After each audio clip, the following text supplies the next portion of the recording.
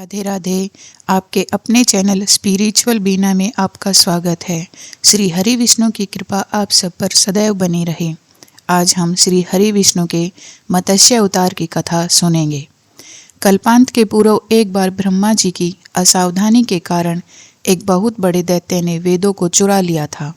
उस दैत्य का नाम हैग्रीव था। वेदों को चुरा लिए जाने के कारण ज्ञान लुप्त हो गया। चारों ओर अज्ञानता का अंधकार फैल गया और पाप तथा अधर्म का बोलबाला हो गया। तब भगवान ने धर्म की रक्षा के लिए मत्स्य का रूप धारण करके हैग्रीव का वध किया और वेदों की रक्षा की। भगवान ने मत्स्य का रूप किस प्रकार धारण किया, इसकी विस्मयकारिणी कथा इस प्रकार है, जो अब हम सुनेंगे। कल्पांत के पूर्व एक पुण्यात्मा राजा तप कर रहा था। राजा का नाम सत्यव्रत था। सत्यव्रत पुण्यात्मा तो था ही, बड़े उदार हृदय का भी था। प्रभात का समय था, सूर्योदय हो चुका था। सत्यव्रत कृतमाला नदी में स्नान कर रहा था। उसने स्नान करने के पश्चात जब तर्पण के लिए अंजलि में जल लिया तो अंजलि के जल में एक छोटी सी मछली भी आ गई। सत्यव्रत ने मछली को नदी में के जल में छोड़ दिया। मछली बोली, राजन, जल के बड़े बड़े जीव छोटे छोटे जीवों को मारकर खा जाते हैं। अवश्य कोई बड़ा जीव मुझे भी मारकर खा जाएगा। कृपा करके मेरे प्राणों की रक्षा कीजिए। सत्यव्रत के हृदय में दया उत्पन्न हो उठी। उसने मछली को जल से भरे हुए अपने कमंडलू में डाल लिया।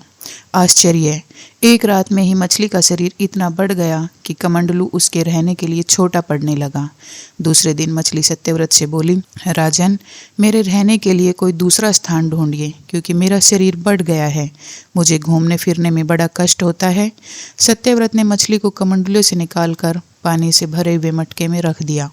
फिर भी आश्चर्य!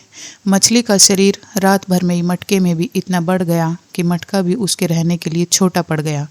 दूसरे दिन मछली पुनः सत्यव्रत से बोली, राजन, मेरे रहने के लिए कई और प्रबंध कीजिए, क्योंकि मटका भी मेरे रहने के लिए छोटा पड़ रहा है।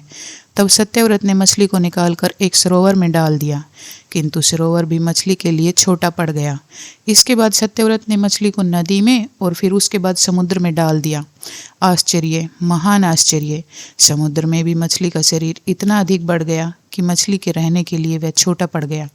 अतः मछली पुनः सत्यव्रत से बोली, राजन, यह समुद्र भी मेरे रहने के लिए उपयुक्त नहीं है। मेरे रहने की व्यवस्था कहीं और कीजिए। सत्यव्रत विस्मित हो उठा। उसने आज तक ऐसी मछली कभी नहीं देखी थी। वह विस्मय भरे स्वर में बोला, मेरी बुद्धि को विस्मय के सागर में डुबो देने वाले आप कौन हैं? आपका शरीर जिस गति से प्रतिदिन बढ़ता है, उसे दृष्टि में रखते हुए बिना किसी संदेह के कहा जा सकता है कि आप अवश्य परमात्मा है। यदि यह बात सत्य है तो कृपा करके बताइए कि आपने मत्स्य का रूप क्यों धारण किया है। सचमुच वह भगवान श्री हरि ही थे। मत्स्य रूपधारी श्री हरि ने उत्तर दिया, राजन, हैग्रीव नामक दैत्य ने वेदों को चुरा लिया है। जगत में चारों ओर अज्ञान और अधर्म का अंधकार फैला हुआ है। मैंने हैग्रीव को मारने के लिए ही मत्स्य का रूप धारण किया है। आज से 7वें दिन पृथ्वी प्रलय के चक्कर में फिर जाएगी। समुद्र उमड़ उठेगा, भयानक वृष्टि होगी, सारी पृथ्वी पानी में डूब जाएगी। जल के अतिरिक्त कहीं कुछ भी दृष्टिगोचर नहीं होगा। आपके पास एक नाव पहुंचेगी। आप सभी अनाजों और औषधियों के बीजों को लेकर सप्तऋषियों के साथ नाव पर बैठ जाइए। मैं उसी समय आपको पुनः दिखाई दूंगा और आपको आत्म तत्वों का ज्ञान प्रदान करूंगा। सत्यव्रत उसी दिन से हरि का स्मरण करते हुए प्रलय की प्रतीक्षा करने लगे। 7वें दिन प्रलय का दृश्य उपस्थित हो उठा। समुद्र उमड़कर अपनी सीमा से बाहर बहने लगा। भयानक वृष्टि होने लगी। थोड़ी ही देर में चारों ओर जल ही जल हो गया। संपूर्ण पृथ्वी जल में समा गई। उसी समय एक नाव दिखाई पड़ी। सत्यव्रत सप्तऋषियों के साथ उस नाव पर बैठ गए। उन्होंने नाव के ऊपर संपूर्ण अनाजों और औषधियों के बीज भी भर लिए। नाव प्रलय के सागर में तैरने लगी। प्रलय के उस सागर में उस नाव के अतिरिक्त कहीं कुछ भी नहीं दिखाई दे रहा था। सहसा मत्स्य रूपी भगवान प्रलय के सागर में दिखाई पड़े। सत्यव्रत और सप्तऋषिगण मत्स्य रूपी भगवान की प्रार्थना करने लगे, हे प्रभु, आप ही सृष्टि के आदि है, आप ही सृष्टि के अंत भी है। सारा ब्रह्मांड आप में ही समाविष्ट है। आप ही प्राणियों के पिता है, आप ही पालक है और आप ही रक्षक भी है। दया करके हमें अपनी शरण में लीजिए, हमारी रक्षा कीजिए। सत्यव्रत और सप्तऋषियों की प्रार्थना पर मत्स्य रूपी भगवान प्रसन्न हो उठे। उन्होंने अपने वचन के अनुसार सत्यव्रत को आत्मज्ञान प्रदान किया और बताया, सभी प्राणियों में मैं ही निवास करता हूँ, न कोई ऊंच है और न ही कोई नीच। सभी प्राणी एक समान है। जगत नश्वर है। नश्वर जगत में मेरे अतिरिक्त कहीं कुछ भी नहीं है। जो प्राणी मुझे सब में देखता हुआ जीवन व्यतीत करता है, वह अंत में मुझ में ही मिल जाता है। मत्स्य रूपी भगवान से आत्मज्ञान पाकर सत्यव्रत का जीवन धन्य हो उठा। वे जीते जी ही जीवन मुक्त हो गए।